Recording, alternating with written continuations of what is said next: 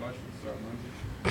Okay, simple question. What's one thing you learned about yourself this season and one thing you learned about your team this season?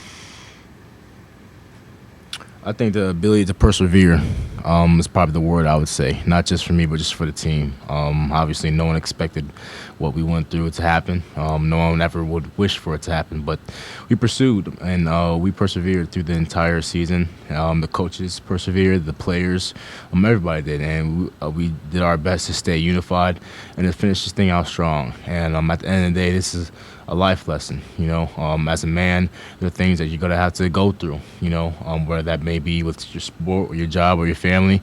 So it's good that we went through this. We went through this adversity because life's gonna hit a lot harder than this, and it's gonna teach us a lot more about how we as men could still endure and persevere in the world that's full of suffering and adversity and heartache. So.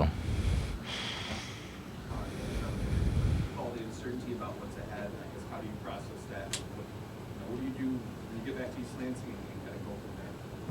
Yeah, as far as me, I just put my trust in the Lord. I understand that the Lord, His way will always work out, and I that's what keeps me at peace with everything. Especially with what's going on with the season, is putting my trust in Him and understanding that whoever He brings in, that He's the one that selected that person, and whoever the coaches is, whoever the people will come in. I just trust that God has His plan, and I know that He does, and I trust in His plan. And that's going to be good. So I try not to be worried and be have anxiety about that because I know who I serve and I know who's in charge of everything. So. I'm curious, are you about seeing what the future of the program is going to look like here, maybe even in a month or 2 months? Yeah, it's definitely exciting for me. It's funny because when I was at UConn, I kind of went through a similar process as this. After my first year, going through a coaching change and going through that process, and now I'm going through the same thing here again. So, whatever, like I said, whatever happens, I'm just trusting in God and understanding that His plan is going to work out, and excited of who they bring in. And like I said, we have a lot of great talent here. We have guys who fight. We have guys who show the perseverance through the season, and I have high hopes for what's coming next year for us. So. What do you think your assessment is the quality of the roster of these guys that just being around them for your entire thought? What do you think you have? Well, like I said, I think that a lot of guys got to make a lot of decisions for themselves and put themselves in the best situation possible. So, like I said, we do have guys who will play. We have guys who play at this level, guys who are very, very good. So, we hope that we can continue to grow on that and also bring people in who can help us become a better team in general. This season has kind of been an emotional roller coaster with everything that's happened. Where would you say the team is at right now after suffering another loss? I feel like the spirits are high. I really do.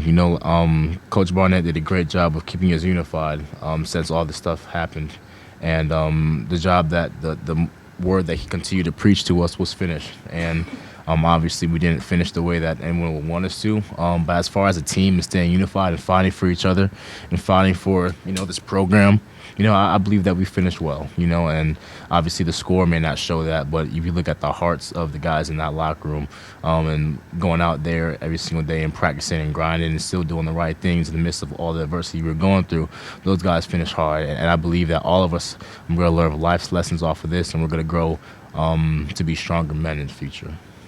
Silver lining in this, that you be able to be unified as a front. Yes. The offense, 68 total yards, minus 20 rushing yards.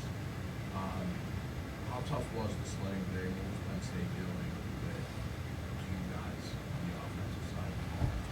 Yeah, Penn State, they just have a very vast defense. They're very gap sound, and the way that they played, and a lot of the players, especially on the front line, play really well. And they have a lot of great players and a lot of great talents. And you look at teams like that and how disciplined they are, how fast they are. If we want to get to that level, we have to be able to train in the offseason and be able to obviously recruit players that can play at that level. And like I said, they were a great team. It's fun playing against good teams like that. I love that. I love competing against great teams and great defenses.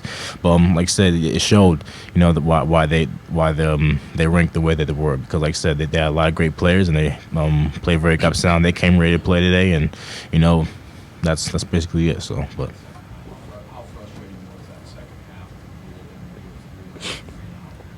half? I mean, yeah, it's never easy, going 3-and-out and 3-and-out and 3-and-out. But as far as for me, I continue to, I put a lot of faith in my line, put a lot of faith in coaches to call it wrong play, call it right play, and all that I do, I just try to continue to trust the process, and continue to encourage the guys, be like, hey, like I got your back, we're gonna get it, we're gonna do this, and that's like I said, with the season going the way that it was, and just the game going the way that it was. Encouragement is what we all need. So like I said, I try to encourage the guys, keep us all unified in the midst of the adversity that we face today. So. One more from me, Matt, and then we'll go back to you. Yeah, both of you just I'll just gonna wrap up with you here, so we'll go back. Aside from what's going to happen with the head coaching decision, what do you want to see from the program this offseason? I'm sorry, can you repeat that question? Aside from what's going to happen with the head coaching decision, what do you want to see from the program this offseason? I want to see guys have a hunger to not let this happen again going into the next year. I want to see guys who are going to come in and who are going to work and to have our, to have, like I said, the stings, having this year. But we need to remember this. And we need to allow this to shape us for what we want to do next year. To be able to run the Big Ten, to be able to go and play top-level football that we know we could play, that we've shown that we can play in previous years here at Michigan State. And like I said, I love this place. I love the school. And I'm ready to fight with whoever they bring in. I'm ready to fight with whatever player, whatever coach they bring in. And I'm just excited for what God has to come for us as a team and just as a program and organization. So. Will you encourage teammates to come back to the team? I apologize on the words, but will you try to recruit your teammates to stay with the program? Is that something you could consider doing?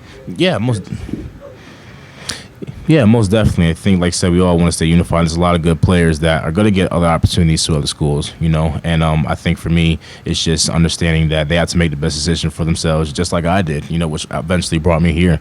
So I'll never, get on a guy for not making the best decision for themselves. But obviously, you want to keep a lot of guys to come back and, continue to fight for this program. So, yep. Thank you, guys.